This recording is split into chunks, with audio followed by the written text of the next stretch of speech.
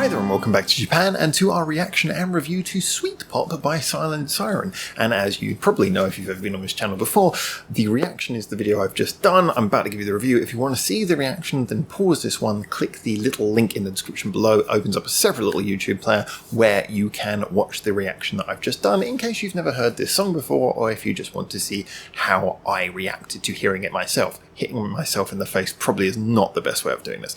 Anyway, so are you ready for the review? Remember the reactions in the link to the description down there. Alright, here comes the review.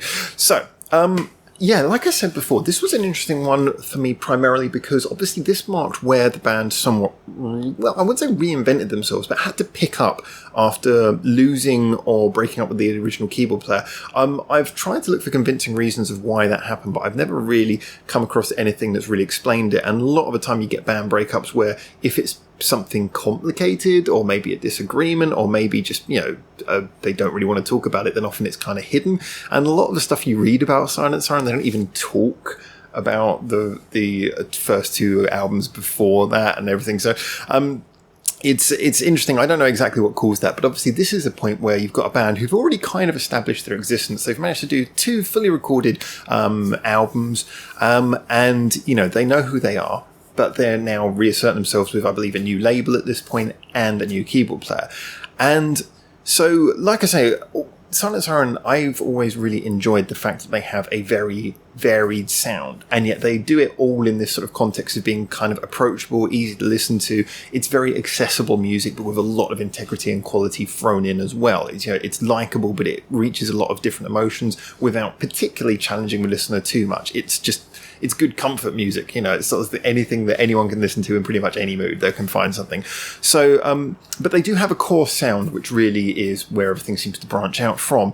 And I know that in their earlier works, they more adhered to that sort of simple poppy sound. You know, they didn't sort of push that too far to the limits, although they did have some really good songs.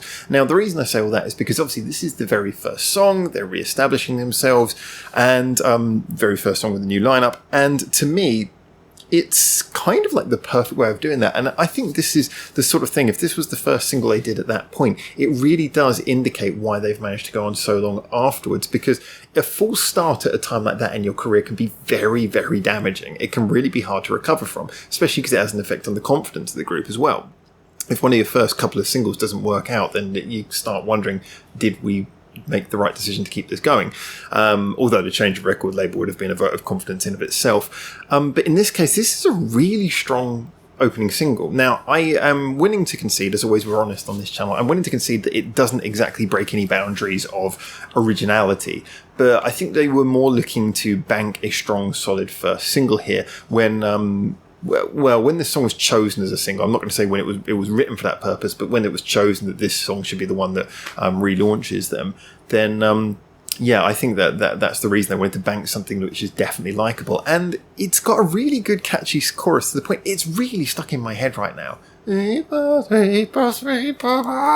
going round in my head like you wouldn't believe. And they really drum that chorus home a lot throughout the song, but it doesn't get nauseating or tiring. I think that's partly because at the end, when they play through the crescendo, they do that nice thing where you just you take out some of the words from the chorus and you just leave like the refrain going round. So people can shout along to it, but it's not just the full chorus anymore. It's sort of broken down to its core elements. So, you know, there was some nice arrangement elements here to keep it interesting. I love the way that it came in. The intro, like I say, you can see they were really trying to establish Ukraine's presence, you know, really trying to establish a new keyboard player, because there was 2 layers to the keyboard. I mean, a lot of their work, she's usually just doing one keyboard line at a time. Although obviously she can do more, she's usually just doing one thing at a time. But in here, it was really like the keyboards are turned up, you've got like a keyboard chord pattern playing, and then you've got like a sort of bell keyboard sound playing as well, doing something sparkly on top, doing like a riff almost. So they really established her as well, which was nice. You can see that was a nice way of doing that also musically. But then when it went into the verse, it broke down to its sort of core, sort of muted guitar, bass, and really nice drum beat. I really like the way it sort of bounced in there. There was a good pace to it, a good tempo, good feeling. The vocal delivery was really nice. I've always said I think the sort of singing style that Sue does is one that's very easy to underappreciate, because that kind of vocal style is, like I say, a lot of Western audience, and I think this is why bands like Silent Siren will probably never break out into a Western audience in the way that a lot of bands like, say, Bandmate will have, is because Western audiences, they hear those sort of higher pitched, higher register vocals, and they just think of it as being thin. You always hear this word thin come up, but in actuality, it often means the voice is more nimble. It means that you can do, for everything that you may lose in one area, you gain a whole new range of various vocal techniques you can do, and it certainly doesn't limit expression.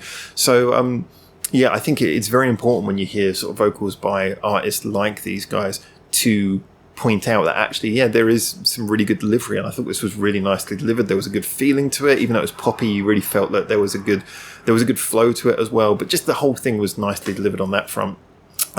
Musically was a bit more simple than a lot of their modern stuff, and I mean that in the musicianship, I guess I could say. But that is again something where, yeah, we know they've developed a lot over time as well. I was, however, really impressed by Hina's work on the drums because there was, I think, partly as well, it was well recorded. I think that the mix was a bit bad and that the drums didn't have much impact. I think the attempt to make it sort of a bit more cutesy, fluffy, poppy, they maybe didn't give as much kick to the bass drum as they could have done, and allow it to push in, which especially affected the second half of the chorus. So I noticed that first time round. But the way it was actually recorded, the way that the mics were set up and everything, it was done nicely that you really get a feel for like the snare drum in particular. You can really feel it, and there were some great little drum fills and like little build-ups and things where you really heard her playing in a very good light. Actually, I think she came across really well in this song. Nice little drum breaks, nice little drum fills, and you really could hear the quality of the playing that was being delivered there. Overall, yeah, I think everyone shone in this. It was a really catchy song, really enjoyable feeling. The video was nicely done as well. It was kind of pretty much exactly what you'd expect from a medium to low budget, poppy, punky, cutesy sort of video, but it was well cut. There was enough different scenes and like shots in it that it didn't become repetitive. Yeah, to me, this really had the feeling of something which was, you could tell was being done on a fairly mediocre budget and was being done by a group who, as we know at this point, were not reinventing themselves but restarting a bit. Although there was a very quick succession between the last EP they did with the previous keyboard player and then restarting in this form. But there was a lot of things on this where it could have gone many different ways. But like I say, I think the budget was well handled. The song was well recorded. I do think that I can see where the engineers were coming from. I don't want to criticise the mix and the production too much, because actually they did do a really good job in a lot of ways. I think the levels and everything were really good. I just think that the drum could have been given a bit more prominence, because the song's got a really good bounce to it. So it felt like it deserved a little bit more kick, because it's one you can really bop along to, you can really bounce along to. So just because it's sweet and poppy doesn't mean it hasn't got a good sort of drive to it as well. So that side was maybe it could have been improved, but otherwise, yeah, the engineering was really well handled. And like I say, just a good catchy pop song. I mean, this is one that I would say, even with a knowledge of so much of their music now, and I'm pretty sure we've covered pretty much all of the singles and everything now, and a large number of album tracks as well.